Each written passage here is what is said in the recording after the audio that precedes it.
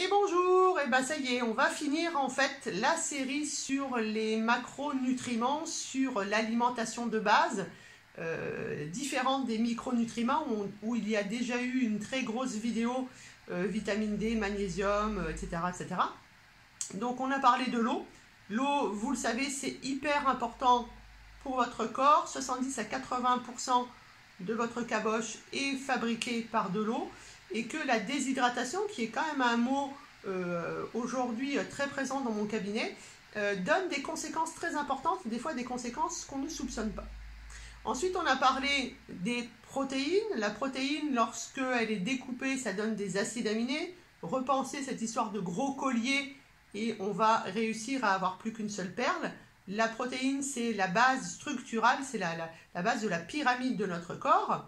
Ensuite, on a parlé des glucides, qui sont souvent mis en avant, notamment chez les sportifs, les glucides lents avant de faire une compète, qui sont aujourd'hui la cause de maladies de civilisation, mais qui sont aussi la résultante importante pour avoir de l'énergie dans le corps. Et puis, on va parler des gras, des lipides. Les lipides qui sont vraiment mis à la porte, entre guillemets, en prison. On n'en parle pas parce qu'on pense que les lipides, encore aujourd'hui, c'est quelque chose qui fait grossir. Alors oui, bien sûr que les lipides, ça va être une réserve énergétique, qu'on va les mettre dans nos adipocytes et que ça va faire grossir, entre guillemets, nos adipocytes. Néanmoins, aujourd'hui, il y a beaucoup d'études qui démontrent bien que les adipocytes, pas les adipocytes, le gras, les lipides, pardon, sont essentiels au bon fonctionnement de notre corps, à l'élasticité de notre corps, à notre peau, mais surtout à notre caboche. Alors, on va essayer comme toujours de faire simple, de ne pas faire trop de chimie, parce que vous allez voir que dans les lipides, il y a quand même un petit peu de chimie. On va essayer de comprendre en tout cas ce qui est bon pour nous et arrêter de faire ce que les diététiciens, les médecins, les nutritionnistes, etc. font, c'est-à-dire vous dire d'arrêter de manger du gras. Le gras, c'est essentiel à la vie, tout comme l'eau, tout comme les protéines. Donc, n'arrêtez pas de manger du gras. On va juste apprendre quel gras on doit manger, qu'on doit augmenter, quel gras il faut diminuer. C'est pas parce que vous mangerez pas de gras que vous allez perdre du poids. Hein, la prise de poids, elle n'est pas liée au gras, elle est liée à un ensemble de choses et pas au gras. Alors, on va essayer de redorer la pilule assez gras. Donc, normalement, quand je prends un lipide que je mange, quel qu'il soit, je vais, entre guillemets, le décomposer, le digérer, pour avoir la plus petite molécule qui existe des lipides qui s'appelle un acide gras, comme protéine donne acide aminé par exemple. On a, entre guillemets, 4 sortes de gras dans notre corps apportés par notre alimentation et par toute la chimie qui est faite dans notre corps. Première grosse famille, c'est les fameux triglycérides. 3 acides gras et un glycérol.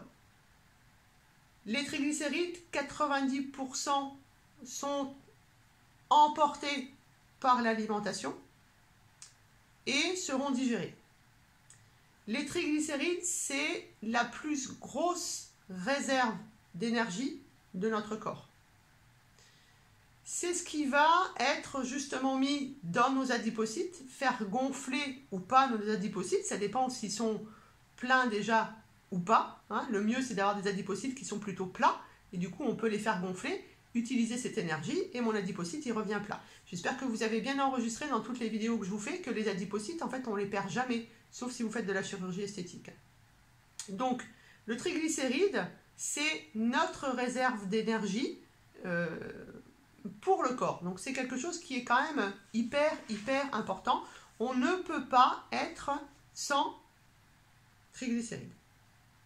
Ensuite, les triglycérides, ils vont avoir un rôle un peu décrié, mais un petit peu logique, parce que les triglycérides, ils sont représentés, si vous voulez, par tous les excès qu'on fait. Que ce soit des excès de sucre, que ce soit des excès de protéines ou des excès de gras, ça donnera toujours des triglycérides pour faire la survie, c'est-à-dire les réserves métaboliques, c'est-à-dire les réserves énergétiques. Mais les triglycérides, vous allez voir que ça sert aussi à transporter, et notamment ça sert à transporter les vitamines liposolubles. Dans les vitamines liposolubles, c'est celles dont on manque le plus. Vitamine A, on est plutôt, ça s'appelle le rétinol, hein, c'est pas pour rien, c'est plutôt au niveau des yeux. La vitamine D, on en a beaucoup entendu parler ces derniers temps. On sait depuis longtemps que c'est celle qui est pour la croissance des os, pour que le calcium rentre dans l'os et n'aille pas ailleurs se déposer par exemple sur les artères. Mais on sait aussi aujourd'hui que la vitamine D, elle a un rôle très important sur les entérocytes et notamment sur les jonctions serrées. On sait qu'elle a un rôle hyper important sur notre système immunitaire, qu'elle a un rôle très important sur la thyroïde, etc. etc. D'ailleurs, aujourd'hui, la vitamine D, on appelle ça une hormone. La vitamine E, très grand antioxydant, très important d'ailleurs parce que vous allez voir que le gras dans notre corps a tendance à s'oxyder. On reverra ça quand on verra les acides gras polyinsaturés. Et la vitamine K, bien la vitamine K, c'est la vitamine de la coagulation. C'est donc important d'avoir une vitamine K qui circule correctement pour lorsque vous vous blessez, que ce soit à l'intérieur ou à l'extérieur, il y ait une coagulation qui se fasse correctement pour arrêter le saignement. Donc, triglycérides, 3 acides gras plus 1 glycérol, 90% viennent de notre alimentation. Et lorsque on refait, entre guillemets, le cycle lipide donne acide gras va donner triglycérides parce que ça va se mettre en réserve. Donc un peu comme protéines donne acide aminé va redonner des protéines. Ben, c'est un peu la même chose. Donc première grosse famille de gras, triglycérides, notre réserve énergétique, mais aussi surtout entendez bien, ça c'est très important, que c'est tous nos excès alimentaires et pas forcément le gras. C'est-à-dire que c'est ça qui fait grossir d'ailleurs, c'est les excès alimentaires de sucre. Et il y a du sucre partout, vous le savez, revoyez la vidéo sur le sucre. Donc à partir du moment où on va trop manger de tout, je pense au sucre. Vous savez qu'il y a des gens qui se font des monodiètes de raisins, d'abricots, de cerises, enfin en tout cas de fruits très sucrés. Ça donne des triglycérides. Ok, ça nettoie le corps, ok, ça fait pisser, ça fait aller faire caca, etc. Mais en attendant, vous augmentez le sucre dans le sang, donc l'insuline, donc le cortisol. En tout cas, vous avez compris que je suis contre la monodiète de raisin. Ça, c'est déjà une bonne chose. Mais en tout cas, entendez bien que les triglycérides, c'est les excès de tout ce qu'on mange.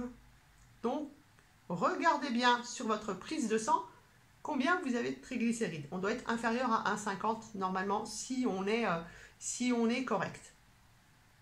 Ensuite, deuxième famille très présente dans le corps des triglycérides, c'est les fameux phospholipides. Phospholipides, c'est 2 acides gras, 1 glycérol.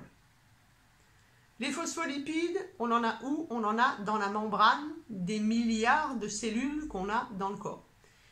Les phospholipides, en fait, ça ressemble un peu à une allumette, comme je dis à mes étudiants. C'est une petite tête ronde et puis une tige, ça même 2 tiges entre guillemets. Le haut, entre guillemets, va être hydrophile. Le bas sera hydrophobe. C'est ce qui va permettre de pouvoir faire les échanges correctement au niveau du liquide intracellulaire et du liquide extracellulaire. Donc, on a besoin d'avoir des phospholipides dans le corps, donc on a besoin de gras, parce qu'il faut qu'on ait une membrane qui soit capable de faire correctement, en équilibre, en homéostasie, les échanges entre l'intra et l'extracellulaire. Donc vous voyez qu'on a beaucoup de phospholipides dans le corps, puisque toutes les membranes de nos cellules sont faites de phospholipides. Ensuite, on a ce qu'on appelle la grande famille des stéroïdes, qui sont aussi des gras. Les stéroïdes, vous en avez entendu parler puisque Musclor prenait des stéroïdes entre guillemets. Les stéroïdes, c'est surtout une grosse famille dont le chef de file est le cholestérol. Donc on a besoin de cholestérol. Évidemment qu'on préfère avoir ce que les médecins appellent le bon cholestérol, c'est-à-dire le HDL, et un peu moins de mauvais, le LDL. retournez voir la vidéo sur le cholestérol. En tout cas, on a besoin de cholestérol pour tous ces stéroïdes, justement, puisque le cholestérol est le précurseur de toutes les hormones stéroïdiennes. Ensuite, dans cette grande famille de stéroïdes, en plus du cholestérol, on a ce qu'on appelle les sels biliaires, SELS, donc ça s'écrit comme le sel que vous mettez entre guillemets dans la nourriture, pas les sels caca. Les sels biliaires, en fait, c'est un produit qui va permettre de digérer les gras. C'est un produit qui va aussi permettre, qui a un rôle très important au niveau justement de la gestion des déchets, de la coloration de vos sels, justement SE2LES. Et puis, on a donc les hormones stéroïdiennes qui descendent toutes du cholestérol, d'où l'importance d'avoir du cholestérol et d'arrêter de lutter contre ce cholestérol. Les hormones stéroïdiennes, la plus importante que tout le monde connaît, celle qu'on a malheureusement tous en exergue, c'est le cortisol, qu'on appelle un glucocorticoïde. Le cortisol qui est l'hormone du stress, l'hormone surtout de l'adaptation, l'hormone des surrénales, qui a, je vous rappelle toujours, une amoureuse qui s'appelle l'insuline, donc des courbes qui vont ensemble. Le cortisol ne doit pas être notre ennemi, on a besoin de cortisol pour se réveiller le matin, pour avoir de l'énergie. Il faut juste plus avoir de pic de cortisol en permanence, c'est avoir une courbe harmonieuse au moment où on doit en avoir besoin pour qu'elle s'arrête et pour qu'on puisse dormir. Mais les hormones stéroïdiennes, c'est aussi toutes les hormones dites sexuelles, c'est-à-dire œstrogène, progestérone, testostérone, qui sont les hormones sexuelles de l'homme et de la femme. Et dans cette famille de stéroïdes, on rajoute la fameuse vitamine D, puisque la formule chimique de la vitamine D ressemble beaucoup aux hormones stéroïdiennes. C'est pour ça d'ailleurs qu'on l'appelle une hormone aujourd'hui, ressemble beaucoup au cholestérol, par exemple. Et puis, donc, la dernière famille des gras qu'on a dans le corps, c'est les fameux acides gras, donc la plus petite molécule de gras. Et dans les acides gras, on va avoir plusieurs groupes. Premier groupe, les acides gras saturés. Les acides gras saturés qui sont ceux qu'on va essayer d'éviter un maximum, mais ceux que l'on doit avoir dans notre alimentation, puisque aujourd'hui, on sait que les acides gras saturés sont ceux qui vont refaire ce qu'on appelle la gaine de myéline. Donc la gaine de myéline, c'est au niveau de l'axone de votre neurone, il y a un seul axone pour un neurone, donc il est fragile, il est protégé par une gaine de myéline qu'on peut appeler aussi des cellules de Schwann, c'est la même chose, on ne va pas rentrer dans les détails. En tout cas, c'est quelque chose qui protège l'axone. L'axone, c'est ce qui va amener l'information au neurone suivant. Et bien autour, cette gaine de myéline, elle est refabriquée uniquement par le gras saturé. Donc, toutes les personnes qui font régime, aujourd'hui, ça a été démontré dans des études récentes, 2019 et 2020, que les personnes qui ont fait régime toute leur vie ont aujourd'hui des gros troubles de la mémoire, des gros troubles d'apprentissage, parce qu'elles n'ont pas pris soin des axones et donc de leur gaine de myéline. Alors, qu'est-ce que je peux vous donner comme exemple de gras saturé? Le gras saturé, c'est le gras que vous allez avoir au niveau de la viande, donc il y a du gras animal et du gras végétal. Par exemple, je pense au saindoux, je pense au canard, je pense à la peau du poulet, je pense au petit gras que vous avez au niveau de l'entrecôte, par exemple dans les viandes rouges. Ça, c'est du gras saturé. Mais le gras saturé, c'est aussi du gras végétal. Et on a toutes les violences environnementales avec l'huile de coco, l'huile de palme, l'huile de copra. Tout ça, ce sont des gras saturés. Donc, j'en prends un peu, mais je fais attention. Et je pense notamment à l'huile de coco, puisque l'huile de coco, aujourd'hui, on en met partout. On fait à manger avec, on en met sur nos cheveux, on en met sur notre peau, on s'en sert, c'est un excellent mycosique, hein, anti-mycose, pardon. Donc oui, ok. Par contre, si vous en mettez sur votre peau et ou sur vos cheveux, c'est de temps en temps, et dans ces cas-là, vous ne mettez pas de gras saturé dans votre alimentation. Les produits laitiers, par exemple, sont aussi du gras saturé. Alors, il y en a un que moi je recommande à mes consultants, c'est le beurre, parce que le beurre va amener de la vitamine A et de la vitamine D, les deux plus grandes carences en France avec le magnésium. Par contre, ce beurre, il ne doit pas être pasteurisé. C'est-à-dire qu'il faut que ce soit du beurre cru. pour que vous ayez tous les avantages de l'aliment. Et le gras saturé, on va faire attention de ne pas l'amener à une température trop importante, sinon on va créer des molécules qui sont cancérigènes. Quels sont les risques du gras saturé? C'est les maladies cardiovasculaires, c'est-à-dire que ce gras, il est lourd, il est saturé. Qu'est-ce que ça veut dire? Ça veut dire qu'en fait, entre du coup il y avait un C et un CH, ça devenait difficile. Entre chaque atome de carbone, il y a une seule liaison. Et donc, quand il y a une seule liaison, on n'arrive pas casser, on n'arrive pas mettre quelque chose dessus. C'est ça que ça veut dire saturé, ça veut dire qu'on ne peut pas bouger la molécule. Et donc, ce gras saturé qu'on ne peut pas, entre guillemets, digérer, ne va pas être le bon mot, démolir, casser, modifier chimiquement, eh bien, ça peut nous donner des maladies cardiovasculaires. Voilà. La première cause de maladies cardiovasculaires en France, après le stress, c'est le gras saturé. Néanmoins, souvenez-vous qu'on a besoin de gras saturé, donc mettez dans votre alimentation 1, 2 fois, 3 fois par semaine du gras saturé pour prendre soin de vos gaines de myéline. Ça veut donc dire que toutes les personnes qui me regardent et qui ont par exemple des maladies dégénératives, des neuropathies, des fourmillements, une fibromyalgie, une sclérose en plaques, des débuts de mémoire d'apprentissage qui sont difficiles, douloureux, eh bien, pensez à mettre de temps en temps un petit peu de beurre dans votre alimentation. Ne le faites pas cuire. On est d'accord que les grands chefs font beaucoup de cuisine au beurre, que c'est bon, que ça a du goût, mais là, du coup, on est sur un gras saturé qui est vraiment très, très dangereux pour tout le système cardiovasculaire. Vous pouvez par exemple de temps en temps manger un petit bout de canard, manger un petit bout de peau de poulet par exemple. On évite évidemment le saucisson, on évite où est-ce qu'on a du gras saturé, dans les produits apéros, dans les chips, dans tout ce qui est ultra transformé, hein, l'huile de palme, l'huile de copra, etc. etc. Dans les pâtisseries, etc. etc. Tout ça, c'est du gras saturé. Et en fait, on a énormément de gras saturé aujourd'hui dans notre alimentation. Beaucoup trop. Donc, du coup, ça fait aussi l'effet inverse. Parce que vous vous souvenez que le corps, c'est de l'équilibre. Et qu'il faut donc qu'on ait un peu de gras saturé, mais pas trop. Et il ne faut pas qu'on n'en ait pas du tout. Parce que du coup, on ne refabrique pas la gaine de myéline. Après le gras saturé, on a le gras monoinsaturé. Monoinsaturé, ça veut dire quoi? On reprend notre fameux carbone. Toutes les liaisons sont une simple liaison, sauf une, c'est une double liaison. Ça veut donc dire qu'on va pouvoir, entre guillemets, bouger cette liaison. Dans les acides gras monoinsaturés, donc une seule double liaison, on va retrouver aussi les graisses végétales. C'est là qu'on retrouve, par exemple, la margarine. C'est là qu'on retrouve l'huile d'olive. C'est là qu'on retrouve donc oméga 9, les oméga 7 par exemple. C'est du gras monoinsaturé d'origine du coup végétale.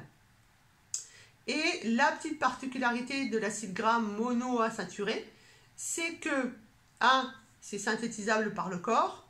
2, c'est quelque chose qu'il ne va pas falloir faire cuire.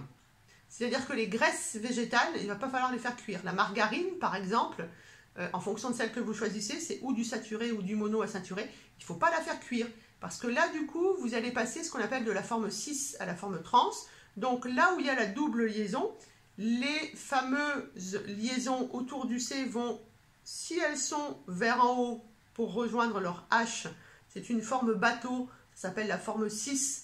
Et ça, c'est très bon pour la santé, c'est anti-maladie cardiovasculaire, ça va lutter contre les maladies cardiovasculaires. Si par contre, on fait une modification de cette forme et que ça nous donne une chaise, là on est sur de l'acide gras monoinsaturé de forme trans, et là on favorise les maladies cardiovasculaires. Donc vous voyez que lorsque vous allez choisir le gras dans votre alimentation, faites attention de ne pas le chauffer. Et lorsque vous allez acheter je pense au gras saturé, lorsque vous allez acheter des gâteaux tout prêts, des plats tout prêts, etc., les huiles qui sont à l'intérieur, elles ont été, entre guillemets, hydrogénées. Et là, du coup, ça veut dire qu'elles ont été chauffées. Donc, c'est du gras saturé, voire monoinsaturé, qui a été, entre guillemets, chauffé, donc qui est sous forme trans, donc qui favorise les maladies cardiovasculaires. Donc je vous ai dit oméga 7, oméga 9. Oméga 9, la plus connue, c'est l'huile d'olive. L'huile d'olive, c'est celle que donc on peut faire un peu chauffer, mais là c'est pareil, pas trop non plus, parce que sinon on va attaquer sur de la forme trans. Et de toute façon, en naturopathie, on n'aime pas faire chauffer à feu vif, puisque c'est tout ce qui favorise les cancers et les maladies cardiovasculaires. Alors, je regarde juste mon petit papier si j'ai rien oublié. Ok, d'ailleurs, il y a un acide qu'on appelle l'acide nervonique, qui est du gras monoinsaturé. Il porte bien son nom, hein, il s'appelle nervonique déjà. Ça veut bien dire que le gras, c'est bon pour le système nerveux. Donc, on a vu les triglycérides, les phospholipides, les stéroïdes. On a vu le groupe des acides gras. Dans les acides gras, on a vu qu'on avait les saturés. Ils nous en font un tout petit peu, mais pas trop. Les monoinsaturés qui sont issus des huiles végétales, eh ben, il ne faut pas les faire chauffer. Et en tout cas, pas les faire chauffer trop haut, parce que sinon, on passe de la forme 6, qui est anti-maladie cardiovasculaire, à une forme trans, qui va donner des maladies cardiovasculaires. En exemple, on a l'acide oléique, on a les oméga 9, on a les oméga 7. Et puis, le dernier gros groupe, qui est peut-être celui qui est un peu le plus connu, c'est les acides gras polyinsaturés. Polyinsaturés, ça veut dire quoi? Si vous avez bien suivi, ça veut dire que je vais avoir plusieurs doubles liaisons, entre mes carbones. Alors, les acides gras polyinsaturés sont des acides gras dits essentiels, AGE. Pourquoi? Parce que le corps n'est pas capable de les fabriquer, au contraire des acides gras et des acides gras monoinsaturés. Donc, il va falloir forcément que votre alimentation amène ces acides gras polyinsaturés. Qui sont les acides gras polyinsaturés? Eh bien, c'est les fameux oméga 3 et oméga 6. Le petit nom de l'oméga 3, c'est acide linolénique, et ça va être le précurseur de substances très importantes qui sont les prostaglandines de type 3, qui sont donc anti-inflammatoires, des prostaglandines qui vont agir au niveau de tout le corps, et notamment avec et pour le système immunitaire. Ensuite, les oméga 6, c'est la fameuse acide linoléique. Lui sera précurseur des prostaglandines de type 1 et de type 2, où on va avoir là un mélange des deux, c'est-à-dire en fonction de là où on va arrêter la décomposition chimique des huiles végétales pour devenir des glas et des déglas, on va avoir, entre guillemets, un risque de faire du pro-inflammatoire, mais aussi on a une possibilité de faire de l'anti-inflammatoire. Tout ça, c'est de la chimie. Je vous laisse aller regarder. Il y a énormément sur Internet maintenant de petites, comment je pourrais vous dire ça, de petits schémas qui montrent bien comment, à partir des oméga 3, on arrive à avoir des prostaglandines de type 3 et comment, au niveau des oméga 6, on arrive à avoir des prostaglandines de type 1 et de type 2. Alors, ce qui va être important pour les oméga 3 et les oméga 6, c'est en fait déjà très important, je vous le redis, je le radote, il faut que ça soit absolument amené par l'alimentation puisque l'organisme n'est pas capable de les synthétiser. Acides gras essentiels. À l'époque, on avait parlé des acides aminés essentiels, par exemple. Ben là, c'est un peu la même chose. Ensuite, ces acides gras, aujourd'hui, on est à peu près dans notre alimentation à 1 oméga 3 pour 40 oméga 6. Et on devrait être à 1 pour 1, voire à 1 pour 2. Trop d'oméga 6, c'est trop de risque de faire du pro-inflammatoire. Donc, on va essayer d'éviter. Où est-ce que je vais trouver des oméga 3? Normalement, ça, vous le savez déjà un petit peu, mais je vous donne l'information quand même. On en a dans l'avocat. Dans l'avocat, on a du monoinsaturé et du polyinsaturé, c'est-à-dire qu'on a des oméga 9 et des oméga 3. On en a dans les graines de chia. On en a dans les graines de lin. Souvenez-vous que les graines de lin, il faut toujours les broyer avant de les manger, sinon vous les retrouvez dans votre caca comme vous les avez avalées. On en a dans les petits poissons. Et évidemment, dans les gros poissons, dans le saumon, etc. Sauf que plus le poisson est gros, plus vous allez avoir de métaux lourds. On en a dans les algues, dans le plancton. On en a aussi dans les huiles végétales, l'huile de colza, l'huile de noix, l'huile de lin, l'huile de périlla. Tout ça sont des huiles qui sont très riches en oméga 3. On en a aussi dans le pourpier, une mauvaise herbe, entre guillemets, qui pousse peut-être dans votre jardin, ou en tout cas vous pouvez faire pousser en pot. qui est la base du régime crétois. Et on mange ça en salade, c'est délicieux et c'est hyper riche en oméga 3. Les oméga 3, il va falloir faire attention de ne pas trop les chauffer. Plus vous les chauffez, plus ils disparaissent. De toute façon, vous avez bien compris qu'avec le gras, il faut faire attention avec la température. C'est pour ça que les fritures et tout ça, on oublie les fritures. Alors une fois de temps en temps, on est d'accord, mais il faut faire attention avec les fritures. Ensuite, donc le rapport oméga 3, oméga 6, faites très attention pour plutôt rester justement dans cette idée d'être anti-inflammatoire, puisque vous savez qu'aujourd'hui on est quand même tous en inflammation de bas grade, à cause du stress, à cause du cortisol, à cause de l'alimentation, à cause de l'état de notre intestin. Et puis, les oméga 3 et les oméga 6, ce sont des acides gras essentiels polyinsaturés qui ont tendance à s'oxyder très vite. On va prendre un exemple, quand vous achetez de l'huile de lin, une huile qui est un peu chère, donc vous y faites très attention, on la garde au frigo. Pourquoi? Parce qu'elle peut s'oxyder à cause de la lumière et le fait qu'on ouvre et qu'on ferme le bouchon régulièrement. Ça veut donc dire que lorsque vous allez favoriser les oméga 3, et notamment je pense si vous les prenez en complément alimentaire, qui est pour moi un complément alimentaire qu'il faut essayer de prendre 1 ou 2 fois par an, essayez de bien manger beaucoup d'antioxydants pendant que vous prenez vos oméga 3 pour éviter en fait d'acheter quelque chose qui va vous coûter de l'argent et qui, s'il s'oxyde, n'aura plus aucun effet. Et maintenant, d'ailleurs, on a des compléments alimentaires, des synergies où il y a des oméga 3 et des antioxydants en même temps. Voilà. Donc, antioxydants, on a la fameuse vitamine E, on a le sélénium, on a la vitamine C, on a le bêta-carotène, etc. Il y a plein de choses. Tout ce qui va contenir des flavonoïdes, tout ce qui va être très coloré, ça sera des antioxydants. Le plus gros antioxydant qui existe, c'est le glutathion peroxydase que l'on a dans notre foie. Son précurseur, c'est la fameuse NAC, N-acétylcystéine. Mais on a aussi le coenzyme Q10, ça, c'est des antioxydants. Mais que vous pouvez trouver dans votre alimentation. On n'est pas obligé de passer, entre guillemets, par les compléments alimentaires. En tout cas, retenez que lorsque vous faites une cure d'oméga 3, ça peut être par exemple en prenant une cuillère à soupe d'huile de DHA pendant votre repas du soir. Pensez à ce qu'il y ait des antioxydants dans votre alimentation. C'est-à-dire, en gros, des légumes, des fruits. Pensez à la carotte, il y a du bêta-carotène à l'intérieur, ça marche vachement bien. Pensez donc à être équilibré entre oméga 3 et oméga 6. À quoi vont servir donc les oméga 3 et les oméga 6? Eh bien, ça va être quelque chose qui, premièrement, va permettre de diminuer le mauvais cholestérol. Ça, c'est la première des choses, parce que vous allez augmenter votre HDL, votre bon cholestérol, le bon transporteur. Ensuite, c'est le constituant aussi du système nerveux, donc vous allez permettre la transmission de l'influx nerveux. Ensuite, ça permet, ça c'est quelque chose de très nouveau, ça fait pas longtemps qu'on le dit, ça fait que quelques années, ça va améliorer la production de sérotonine et ça permet surtout une meilleure distribution de la sérotonine. En fait, on fabrique 95% de la sérotonine dans notre premier cerveau, c'est-à-dire le ventre, et il faut qu'on soit à 50% dans le cerveau et à 50% dans l'intestin.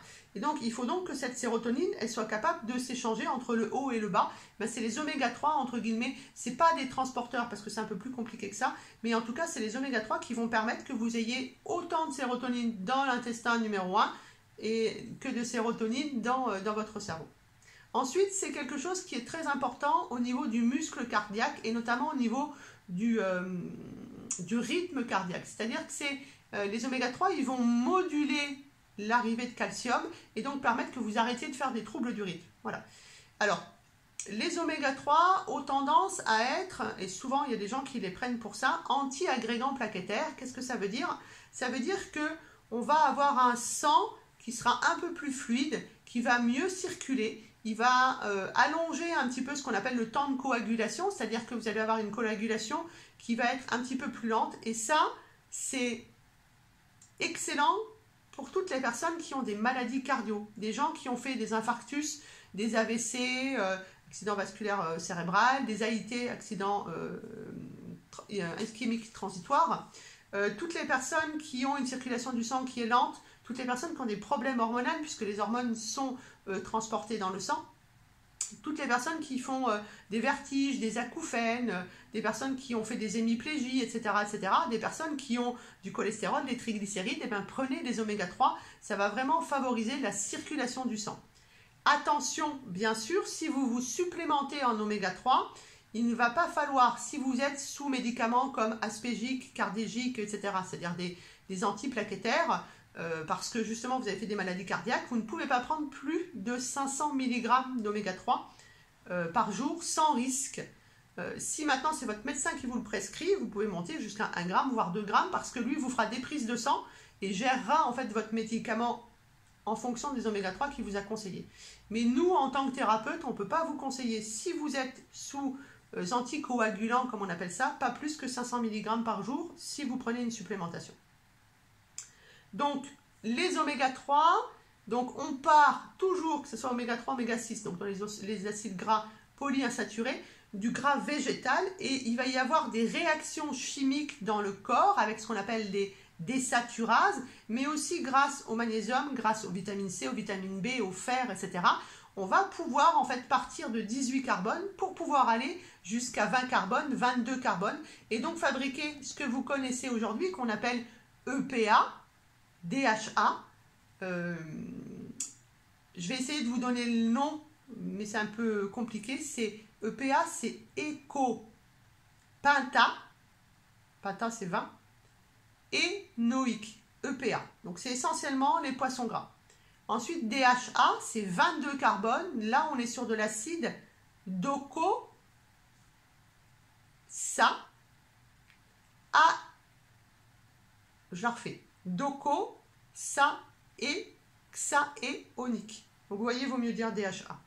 Donc, on part de l'acide alpha-linolénique, dont je vous ai dit l'huile de lin, l'huile de périlla, l'huile de noix par exemple, l'huile de colza, etc., etc. Il va y avoir une réaction chimique dans le corps. On va faire de l'EPA, donc on va passer de 18 carbones à 20 carbones. Et là, on sera plutôt sur des actions poisson gras, donc plutôt protection de l'artère, protection du cœur, donc prostaglandine de type 3, effet anti-inflammatoire. Je vais favoriser le bon gras, donc diminuer le diabète, les triglycérides par exemple. Mais j'ai aussi une action sur le diabète parce qu'on sait aujourd'hui que les oméga 3 qui vont favoriser plus de sérotonine, donc moins d'envie de sucre, plus un sang un peu plus fluide, donc moins de problèmes pour que le sucre rentre dans les cellules, moins de problèmes pour que l'insuline arrive sur son lieu de travail. Et puis de ce 18 carbone, je passe donc au 20 carbone. Ce 20 carbone, il peut encore être changé pour du 22 carbone, donc du DHA, ce qu'on appelle l'acide cervonique. Là, on est plutôt toujours sur les poissons gras, mais aussi sur les algues. Et le DHA, c'est plutôt ce qu'on va favoriser pour le développement du cerveau, le développement de la rétine. Et vraiment, c'est lui qui a été recommandé dans toutes les études pour ce qu'on appelle l'intégrité des fonctions cérébrales. Donc, où est-ce que je trouve ça? Dans les poissons gras, dans les algues, mais aussi dans tous les légumes verts. Et puis le DHA, j'en trouve aussi dans l'huile de krill. L'huile de krill, le krill, en fait, c'est des petits planctons qui sont mangés par les baleines, les raies manta, etc., etc. Donc aujourd'hui, il y en a plein dans toutes les mers et dans tous les océans. Et on fait de l'huile à partir de ça. Et ça, c'est de l'huile de très très grande qualité puisque vous êtes déjà sur de DHA. Ça veut donc dire que, parce que vous savez que le corps vieillit, hein, je vous le dis toujours, 35, 45, etc. Notamment, il y a un âge qui est 80 ans. À 80 ans, on n'est plus capable de passer de l'EPA au DHA, c'est-à-dire du 20 carbone au 22 carbone. Donc ça veut dire qu'à 80 ans, pour avoir du DHA, il faut forcément prendre un complément alimentaire. Donc pensez à l'huile de krill par exemple. Parce que aussi, vous savez qu'on est en carence de vitamines, on est en carence de magnésium, et donc du coup, vous pourrez prendre toute l'huile de lin que vous voulez, toute l'huile de colza, de noix que vous voulez. Si vous avez plus de 35 ans, plus de 45 ans et plus de 80 ans, et bien du coup, vous ne serez pas capable de faire toutes les réactions chimiques dans le corps pour pouvoir avoir de l'EPA, DHA. Donc, à partir d'un certain âge, est-ce qu'il ne faut pas passer par un complément alimentaire? Point d'interrogation. Donc, voilà les différentes familles de lipides. Je finis quand même si la vidéo est un petit peu plus longue que d'habitude, pour vous dire comment je digère les lipides. Eh bien, les lipides, ils vont être digérés premièrement par l'action, entre guillemets, de la vésicule biliaire et de la bile. Donc, je vous rappelle que la bile est fabriquée par le foie, qu'elle remonte dans la vésicule biliaire qui en fait n'est qu'une poche, et que cette poche va se contracter pour envoyer très fort au niveau du duodénum, donc première partie de l'intestin, ce qu'on appelle une émulsion du gras. Vous imaginez bien que le gras, pour nettoyer le gras, pensez quand vous avez du gras, une tache de gras dans votre cuisine par exemple ou sur un vêtement, il faut y aller costaud sur quelque chose qui est très très très basique, très alcalin, pour pouvoir émulsionner les lipides. Puis ensuite ces lipides vont être rendus entre guillemets hydrophiles grâce aux lipases du pancréas. Ça se fait toujours au même endroit pour pouvoir être ensuite être tout petit, on appelle ça des micelles, et ces micelles vont pouvoir rentrer dans l'entérocyte, donc la cellule de l'intestin, et très important, ce gras, il ne va pas dans le sang, il va dans ce qu'on appelle les chylifères, c'est pour ça qu'on parle de kilomicrons, chylomicrons c'est H-Y-L, parce que ce gras qui a été émulsionné, qui est sous forme de micelle, qui passe à l'intérieur de l'entérocyte, il va dans les chylifères, c'est-à-dire dans les vaisseaux lymphatiques. Et c'est le vaisseau lymphatique, s'il y en a trop, si la lymphe est trop lente, si vous êtes sédentaire, eh bien, il va mettre ce gras dans vos adipocytes. Et sinon, si ça circule bien, si vous n'êtes pas sédentaire, si vous faites de temps en temps du drainage lymphatique, eh bien, ce gras, il va aller se rejeter dans les veines sous-clavières pour pouvoir aller dans le sang. Mais en général, comprenez bien qu'on est aussi comme les protes dans un circuit fermé.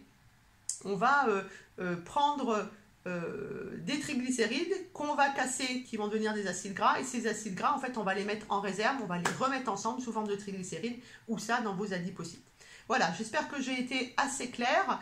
Le gras, il ne faut pas oublier que c'est quelque chose qui nous donne beaucoup d'énergie, c'est-à-dire qu'on est à 1 gramme qui donne 9 kilocalories, donc c'est le gras qui vous donne plus d'énergie que les protides ou que les lipides, parce qu'une fois qu'ils ont été, entre guillemets, digérés, ils vont pouvoir entrer dans le cycle de Krebs et aussi dans le cycle anaérobique pour donner de l'énergie.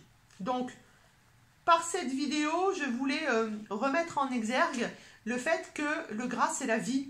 Il ne faut pas l'oublier. Bien entendu qu'on diminue les produits laitiers, qu'on diminue les viandes trop grasses, qu'on diminue le saucisson, qu'on diminue les produits apéro, les chips, tout ce qui est ultra transformé, parce que vous avez, en plus du côté environnemental, plein d'huile de palme, plein d'huile hydrogénée, etc. Alors lisez les papiers, aujourd'hui on écrit même huile non hydrogénée pour éviter d'écrire quelle huile c'est, puisqu'on sait qu'on fait la guerre à l'huile de coco, à l'huile de palme, à l'huile de copra. Néanmoins, vous avez compris que le gras c'est la vie, que pour avoir un bon fonctionnement de notre cerveau, il faut un tout petit peu de gras saturé, il faut beaucoup de gras polyinsaturés pour prendre soin notamment de notre système cardiovasculaire, mais aussi vous avez compris du cholestérol, de la vitamine D, également de nos hormones entre guillemets stéroïdiennes. Donc ça veut donc dire que à partir du moment où vous avez une maladie endocrinienne, et notamment je pense à l'endométriose, je pense au SOPK par exemple, il va falloir favoriser le bon gras pour que justement le sang soit plus fluide, pour que vos hormones circulent correctement et soient fabriquées correctement par le précurseur, le stéroïde principal, le cholestérol. Voilà, donc remettez du gras dans votre vie, pas d'abus, un peu de tout avec parcimonie, mangez du beurre de qualité, la grosse marque excellente qui est quasiment une des seules qui ne pasteurise pas son lait et qui fait du vrai beurre de baratte, c'est Gabori, donc je me permets de faire de la pub pour eux et comme toujours, j'ai aucun conflit d'intérêt. Pensez que ce gras, une fois qu'il est digéré, il va dans les chylifères, donc dans les vaisseaux lymphatiques. Ça veut donc dire qu'il faut prendre soin de votre lymphe. Donc, je prêche pour ma paroisse, vous l'allez dire, mais pensez au drainage lymphatique manuel, parce que tout ce gras, ça se retrouve dans la lymphe. Et puis, vous avez le droit de vous faire plaisir de temps en temps. C'est toujours pareil. Un bon équilibre. Pensez surtout aux oméga 3, très important, les oméga 3 ici, et surtout comme anti-inflammatoires naturels, comme le curcuma, comme le gingembre, etc. Voilà, j'espère que c'est clair, j'espère que vous êtes de nouveau amis avec les lipides, que vous avez compris ce que c'est que ces chylifères, ces kilomicrons, ces micelles, cette émulsification. Pensez au gras que vous avez dans la cuisine, comment vous faites pour le digérer. Donc il vous faut une bonne vésicule biliaire, donc il faut aussi un bon intestin, puisque l'intestin envoie la fameuse cholécystokinine, donc pour que la vésicule biliaire se contracte, pour avoir une bonne émulsification, mais il faut aussi du coup un bon foie. Vous voyez que dans notre corps, cette merveilleuse machine, j'en discutais hier avec une consultante qui est généticienne, notre corps c'est vraiment quelque chose de merveilleux, tout est fait pour que tout soit en équilibre en permanence. La physiologie prévaut toujours à la pathologie, le corps reviendra toujours à son état de santé, faites-lui confiance et aidez-le du mieux que vous pouvez. À bientôt.